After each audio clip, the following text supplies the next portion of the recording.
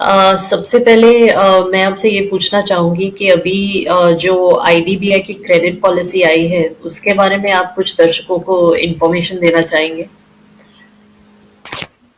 या thank you Priya ji. और अपने सारे दर्शकों को भी नमस्कार।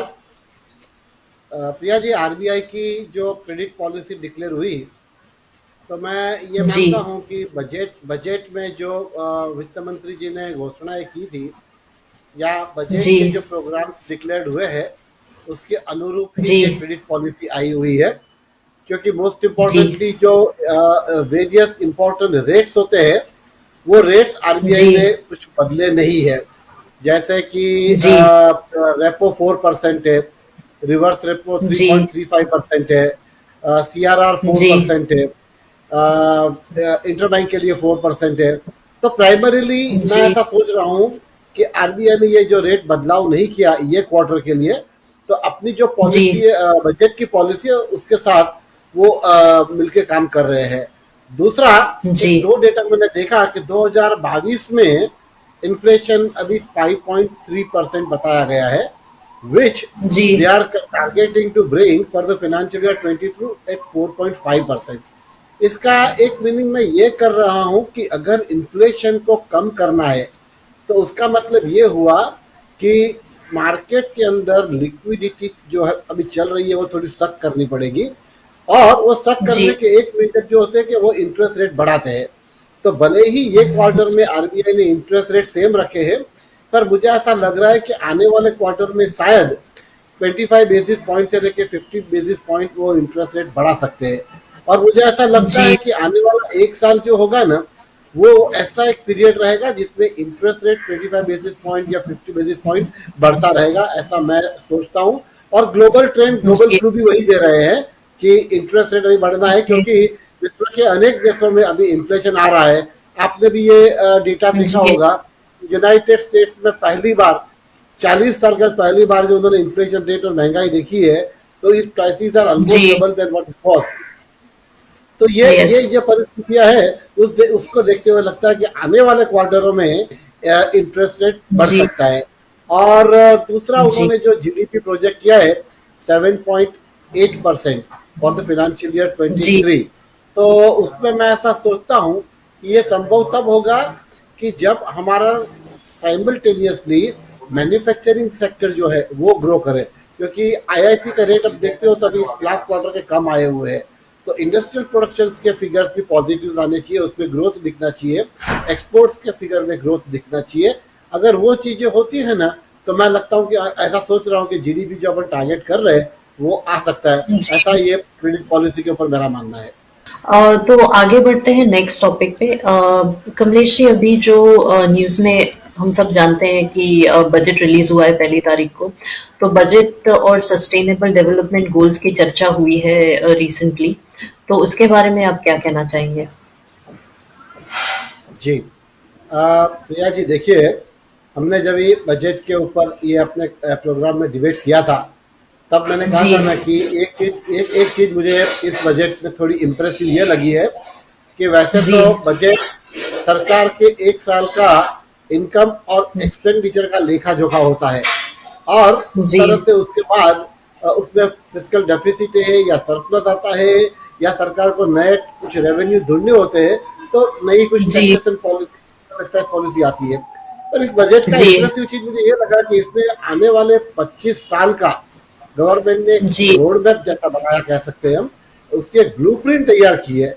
यानी बजट एक ये एक्सरसाइज सिर्फ ये एक साल के लिए नहीं, इस साल की तो जो खर्चे और आमदनी है वो तो होगी ही, लेकिन आने वाले 25 साल में भारत सरकार को किस प्रकार से अपना निवेश बढ़ाना है, किस तरह से अपने पब्लिक एक्सपेंडिचर बढ़ाने हैं, किस तरह से वो सिस्टमेटिकली स्टेप बाय स्टेप अपने इंफ्रास्ट्रक्चर को ग्रो कर सकते हैं, इसका एक जो रोड मैप उन्होंने तैयार किया है ना, वो मुझे काफी जी, इंप्रेसिव लगा है। और जो अभी आपने बात ये कही कि सस्टेनेबल डेवलपमेंट के गोल्स की हम बात कर रहे हैं, ऑफ कोर्स गवर्नमेंट ने जी, इसके लिए गोल सेट किए हुए हैं।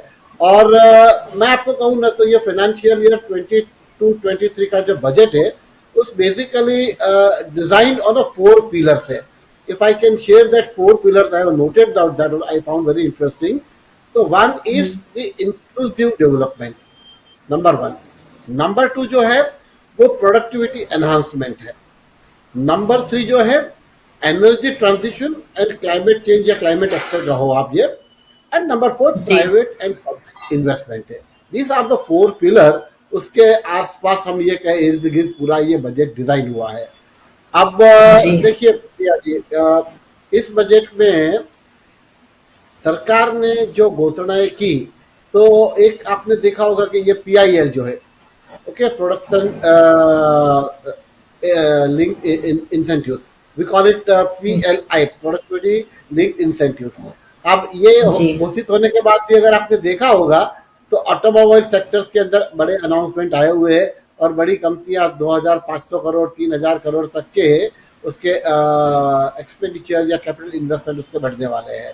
अब ये सस्टेनेबल ग्रोथ में उनके सबसे ज्यादा फोकस जो मैं सोच रहा हूँ ना, तो उनमें से एक जो है वो एनवायरनमेंट है। एनवायरनमेंट के ऊपर उनका फोकस रहा हुआ है, क्योंकि आज पूरे विश्व के लिए, हमारे देश भारत के लिए ही नहीं, लेकिन क्लाइमेट चेंज और क्लाइमेट एक्शन है ना, वो एक बहुत बड़ी चैलेंज आ चुकी है। क्योंकि ये क्लाइमेट चेंज की वजह से अनप्रेसिडेंटेड इवेंट्स पूरी दुनिया में होते रहे। जैसे हम देख रहे हैं कि गल्फ जैसे 200 में स्नोफॉल हो रहा है, तो यूरोपियन जी कंट्रीज वहाँ कभी कभी 35 40 42 डिग्री से टेम्परेचर हो जाते हैं गर्मी के। तो इस तरह से जी क्लाइमेट चेंज के ऊपर गवर्नमेंट फोकस कर रही है। क्लाइमेट चेंज के ऊपर है ना, मैंने कुछ थोड़े बजट के आंकड़े निकाले हैं, which I would like to share with you, कि सरकार ने किस तरह से उसमें प्रोविजन किया हुआ है। तो 3030 crore rupees government has provided for the Ministry of Environment। अब मिनिस्ट्री ऑफ एनवायरनमेंट के अंदर, यानी मैं ऐसा ही सोचता हूँ कि देखिए ये एक सीधा साधा एक जिसको कहते हैं ना कि बात है कि why there is a need for climate change और उसके ऊपर एक्शंस। क्योंकि दुनिया में हर जगह पे फॉरेस्ट, जिसे हम जंगल कहते हैं, वो बहुत कम हो रहे हैं। जी एंड जंगल जी कम होने की वजह से पर्यावरण का संतुलन बिगड़ा हुआ है। तो दुनिया के अनेक देशों में ये स्थिति आई है। तो मैं ऐसा सोचता हूँ कि एनवायरनमेंट के ऊपर सरकार अभी जो खर्च कर रही है, of course it's quite a less, but since it is a beginning, तो ये एक शुरुआत सरकार ने की है एनवायरनमेंट के इश्यू को एड्रेस करने के लिए। और दूसरा, मैं हमेशा ये कहता हूँ ना कि अगर आपने कितना भी सारा इंफ्रास्ट्रक्चर डेवलप कर लिया होगा, मान लीजिए जी आपने अच्छे रोड दे दिए, हाईवेज दे दिए, ट्रांसपोर्ट सिस्टम दे दी, कम्युनिकेशन सिस्टम्स दे दी, और आपने अल्ट्रा मॉडर्न सिटीज वगैरह भी बना दी है, जी जैसे गवर्नमेंट के प्लान थे ना स्मार्ट सिटीज के। लेकिन अगर वो स्मार्ट सिटी के अंदर हमारे पास एनवायरनमेंट और क्लाइमेट अगर ठीक नहीं होगा, एनवायरनमेंट ठीक नहीं होगा, तो हम जिएंगे कैसे? तो एक ऐसा मेरे पास कभी कभी when I was working in the tree authority in BMC में, तो हम कभी कभी ये इश्यू को लेते थे कि ऐसा एक लोग पिक्चर डिजाइन करते आने वाले 10 साल 15 साल बाद कि सब कुछ आपके पास होगा, लेकिन साथ में ऑक्सीजन सिलेंडर आपको कैरी करना पड़ेगा ब्रीदिंग करने के लिए, because you are not going to get the oxygen in your air. तो गवर्नमेंट का फोकस इस चीज के ऊपर क्या, वो एक अच्छी बात है। दूसरा, उनका फोकस जो है वो वाटर के ऊपर। अनफॉर्चुनेटली अगर आप देखेंगे ना कि नो डाउट सरकार अपनी तरफ से हर साल कुछ ना कुछ कर रही है, लेकिन फिर भी आज भी यह स्थिति है कि प्योर ड्रिंकिंग वाटर अपने देश के कई इलाकों में आज भी वो नहीं पहुंच रहा है। पानी घर में नहीं जी पहुंच रहा है। यानी सरकार ने नल से जल की योजना का नाम दिया है, लेकिन बेसिकली ये है कि पीने का पानी लोगों को मिले, घर तक जाए, और उसके ऊपर उन्होंने कुछ 60,000 करोड़ रुपीस का प्रोविजन किया हुआ है ये बजट के अंदर। और मेरे पास जी एक डेटा और है, that also I would like to share. Water के साथ सैनिटेशन के लिए भी एडिशनल 7,000 करोड़ रुपीस उन्होंने प्रोवाइड किए हैं। तो दैट मीन्स जी 67,000 करोड़ रुपीस इस बजट में गवर्नमेंट ने वाटर रिसोर्सेज के ऊपर भी स्पेंड किया हुआ है। अब हमने जो बात की पीएलआई की, तो पीएलआई को भी डोमेस्टिक मैन्युफैक्चरिंग को फैसिलिटेट करने के लिए सरकार ने 19,500 करोड़ रुपीस का बजट में प्रोविजन किया हुआ है। और जी ऐसा एक टारगेट सेट किया है कि by 2030 the domestic productions of the solar capacity should be 280 GW। और जी I would say that it would be one of the best example for the sustainable growth जो गवर्नमेंट बात कर रही है। तो मुझे मुझे ऐसा लग रहा है कि सरकार इस तरह से जो एक कुछ बजट में प्रोविजन किया ना, एक एग्जांपल और देता हूँ, कंट्रोल ऑन पॉल्यूशन के लिए भी सरकार ने जी 460 रुपीज प्रोवाइड किए हैं। तो ये अपना जो बात हुआ ना वो बजट के एलोकेशन के ऊपर मैंने आपको बताया।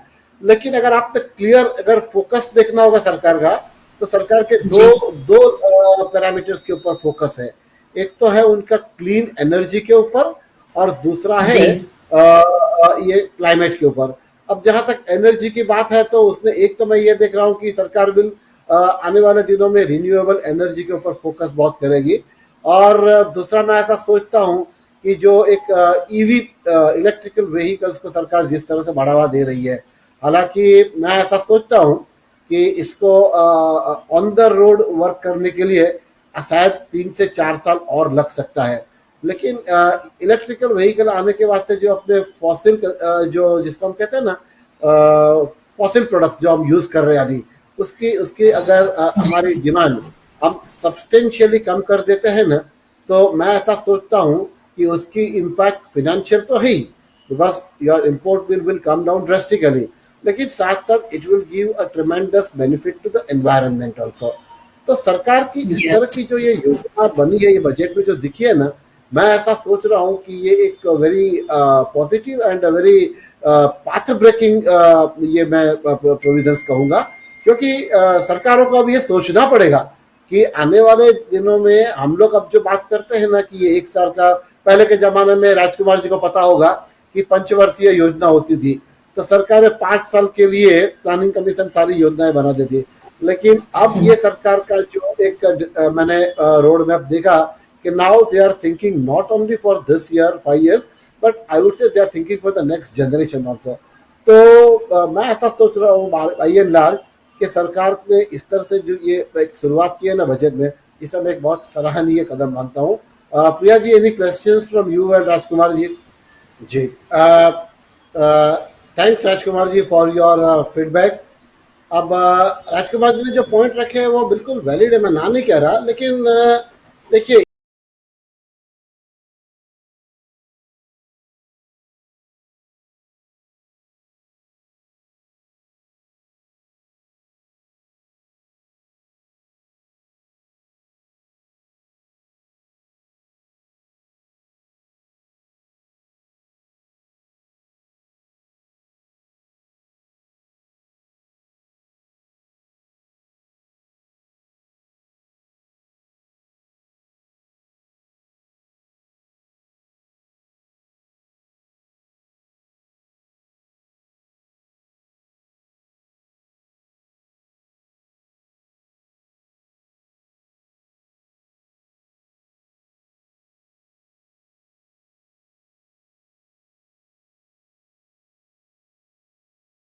ये इश्यू मैं इसके लिए डिबेट कर रहा हूँ कि राजकुमार जी ने जो पॉइंट रखा ना कि पॉलिटिकल एक 5 साल की जो टर्म होती है उस हिसाब से योजनाएं बनती है, बात सही है, वो नहीं है, वो जी था।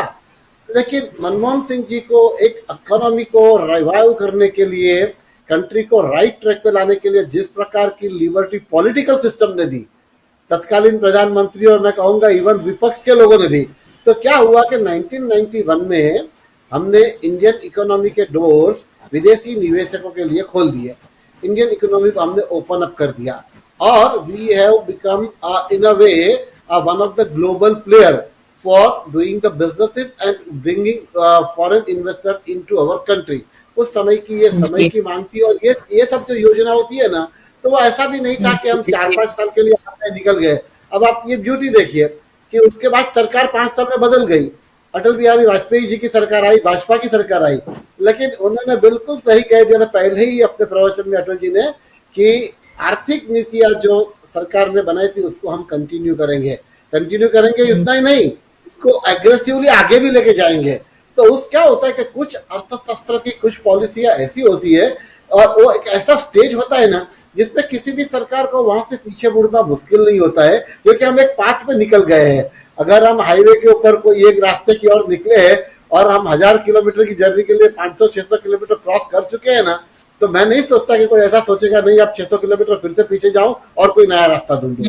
तो इकोनॉमी का इस जी, तरह से ऐसा होता है, ऐसा मेरा सोचना है। ठीक है, पॉलिटिकल इशू आएंगे, 5 साल के बाद सरकार कोई आएगी, उनका उनके प्लानिंग के हिसाब से कुछ अलग चेंजेस करेंगे, लेकिन they all will have to give a thrust on the planning for next 15-20 years. वो किसी भी सरकार के लिए अब जरूरी हो, इम्पेरेटिव हो गया है, क्योंकि जिस तरह से अपने जी, देश की पॉपुलेशन बढ़ी है, जिस तरह से अपने यहाँ category A B city develop हो रहे हैं, तो सिटियों की जो एक इंफ्रास्ट्रक्चर बननी चाहिए वो अब तक रेडी नहीं है। तो मैं ऐसा सोचता हूँ कि सरकारें आएगी जाएगी, छोटे मोटे बदलाव करने का हर एक सरकार अपनी पॉलिसी के हिसाब से करेगा, लेकिन ये जो अब ये पास इंफ्रास्ट्रक्चर डेवलपमेंट के लिए हम चले हुए हैं, उसमें मुझे नहीं लगता कि कोई सरकारें ज्यादा बदलाव करेगी। अब आपने अगर बजट में देखा होगा, क्योंकि मुझे भी ये डेटा मिला है कहीं से कि ये एनर्जी ट्रांजिशंस और ये क्लाइमेट चेंज के ये वर्ड को वित्त मंत्री जी ने अपने बजट में 6 बार ये वर्ड का उन्होंने उल्लेख किया है। This are some of the point which we have to like read between the line. जैसा होता है कि ये समझना चाहिए कि सरकार इस चीज को कितना महत्व दे रही है, उसका कितना इंपॉर्टेंस हो रहा है। तो ये चीजों के ऊपर मैं ऐसा सोचता हूँ, ठीक है, काम जिस तेजी से हम सोचते हैं नहीं होगा। गति शक्ति, मुझे ऐसा मेरा ऐसा मानना है, गति शक्ति का जो योजना प्रधानमंत्री ने डिक्लेयर की ना, उसके पीछे मुझे तो एक ही चीज दिख रही है कि ही वांट्स कि all connected concerned ministries who are involved with the infrastructure work, they should not work into isolation. They should share the data with each ministries. They should seek the help and support of the other ministries. And इस तरह से क्या होता है कि एक consortium effort जब बनते हैं ना, तो one is you save the time and you save the cost also. तो इस प्रकार के मैं ऐसा सोच रहा हूँ एडमिनिस्ट्रेटिव पॉइंट ऑफ व्यू, उस पर भी मुझे कुछ रिफॉर्म्स दिख रहे हैं। हो सकता है ये बात की वो रिफॉर्म स्लो हो गया अभी, और आगे भी शायद वो उस गति से मुझे जितना नाम दिया, लेकिन इसे मैं एक अच्छी शुरुआत डेफिनेटली कहूंगा। और आज भी जो हम 8 साल के अंदर कुछ, भले हमने कोई ये नहीं कह सकता कि हिंदुस्तान पूरी तरह बदल गया, लेकिन ये 8 साल के अंदर छोटे छोटे छोटे जो बदलाव आए हैं ना, वो भी हमारे लोगों के ध्यान में आया हुआ है। जैसे डायरेक्ट बेनिफिट ट्रांसफर की सिस्टम आ गई, लोगों के अकाउंट में सीधे पैसे आने लगे। जीएसटी एक कॉम्प्लिकेशन सब्जेक्ट था, लेकिन उसको धीरे धीरे धीरे करके आप स्ट्रीमलाइन किया हुआ है। जीएसटी के कलेक्शन जिस तरह से बढ़ रहे हैं, तो उसकी एक ट्रांसपेरेंसी बढ़ रही है।